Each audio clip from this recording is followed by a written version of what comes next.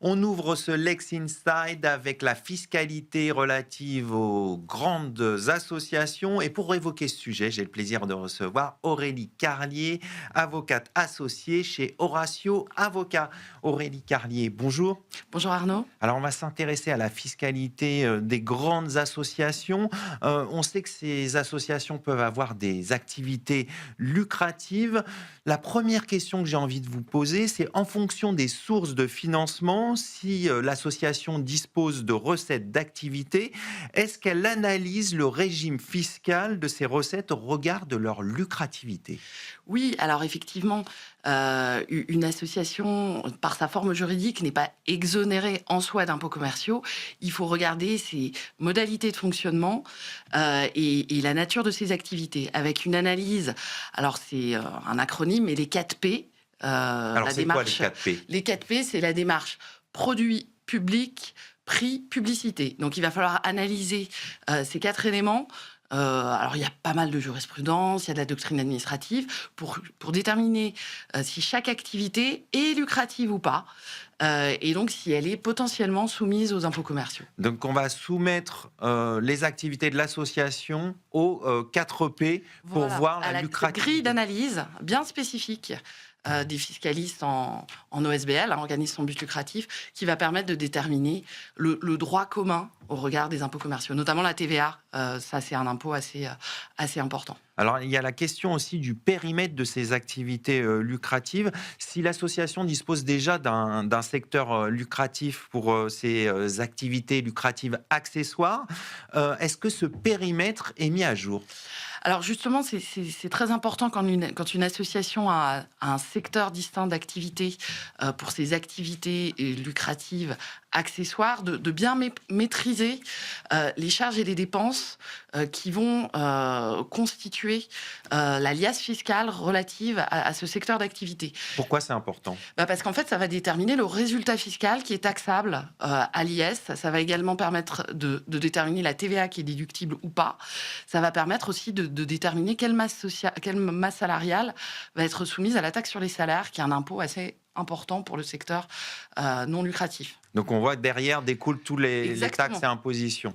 Exactement. En termes d'assiette, en termes d'imposition, c'est vraiment important de bien maîtriser les contours de ce secteur lucratif, parce que quand il y a un contrôle fiscal, effectivement, tout l'enjeu pour l'administration fiscale, ça va être essayer de rattacher des charges, enfin surtout des produits à ce secteur lucratif, et pour l'organisation, de justifier les critères de répartition qu'elle a utilisés.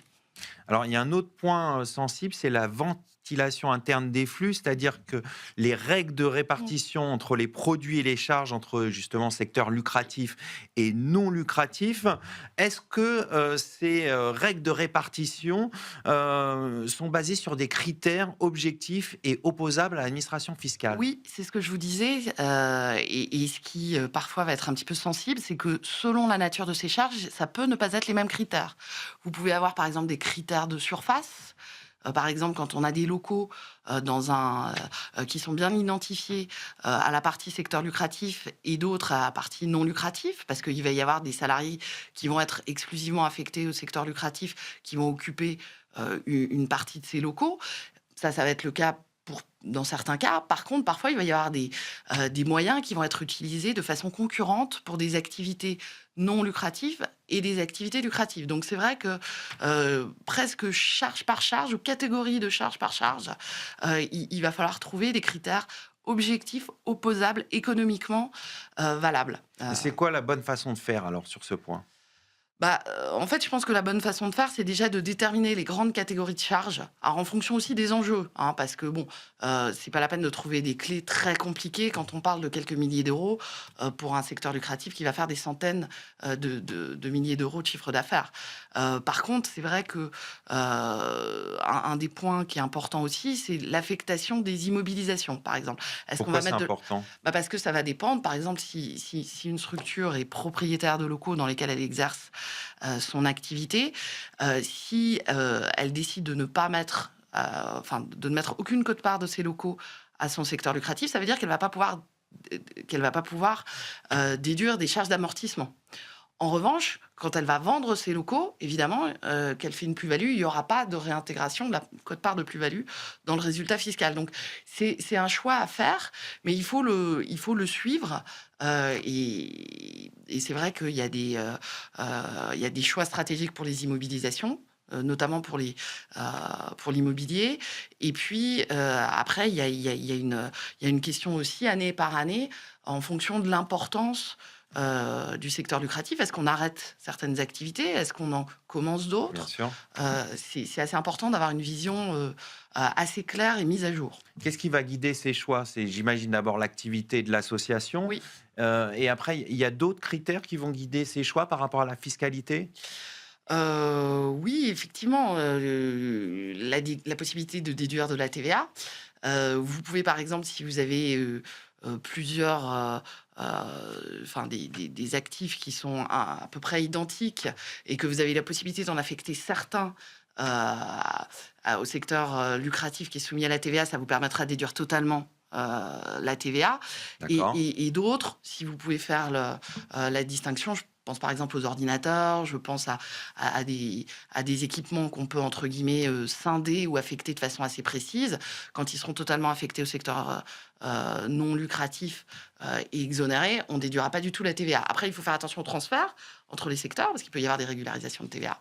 Donc D'accord. il y Au a tous moment ces d'un aspects-là. contrôle, il peut y avoir des régularisations de TVA et Exactement. ça peut faire mal. Après, Voilà. l'addition peut être, Bah, l'addition peut être un petit peu salée, donc en fait, il faut avoir vraiment une vision assez claire et assez précise, comment dire? Des actifs, du secteur lucratif. En fait, il faut le gérer, un secteur lucratif, un petit peu comme si c'était une filiale, qui avait la personnalité morale. C'est les mêmes principes pour après, faire c'est l'alias pas dans fiscal. les habitudes, des milieux associatifs.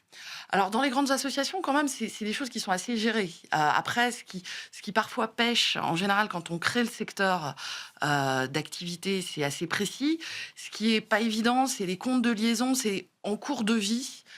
Par contre, il y a parfois des choses qui pêchent au niveau du suivi. Et là, c'est vrai qu'en cas de contrôle, on peut se faire attraper par la patrouille dans Alors ces pour cas-là. finir, pour éviter justement de se faire rattraper par la patrouille, comme vous dites, c'est quoi les bonnes pratiques en la matière? Bah, c'est d'être quand même assez, justement, assez vigilant au périmètre de ces activités, d'avoir des retraitements quand on fait évoluer ce périmètre, d'activité. Est-ce qu'on rajoute des activités? Est-ce qu'on en arrête? De pas hésiter à réinterroger son bilan, le bilan du secteur lucratif, avec des immobilisations, avec, de se dire: «Est-ce qu'il est encore exact? Est-ce qu'il correspond à mon activité 10 ans après l'avoir créé?» Donc ça, c'est des points qui sont assez importants. Il y a aussi toutes les charges, qui sont liées aux salariés et puis pour la taxe sur les salaires, essayer de l'optimiser au maximum en se disant: «Est-ce que je ne peux pas affecter certains salariés à mon activité qui est soumise à la TVA?» Parce que du coup, ça permet de sortir de la masse salariale ces salaires-là. Ce qui n'est pas le cas s'ils travaillent dans les deux secteurs. Voilà. On va conclure là-dessus. Merci Aurélie Carlier. Je rappelle que vous êtes associée chez Horatio Avocat. Exactement. Merci. Tout de Arnaud. suite, on change de registre. On va parler du financement des campagnes électorales et qu'est-ce qui se passe en cas de financement illicite.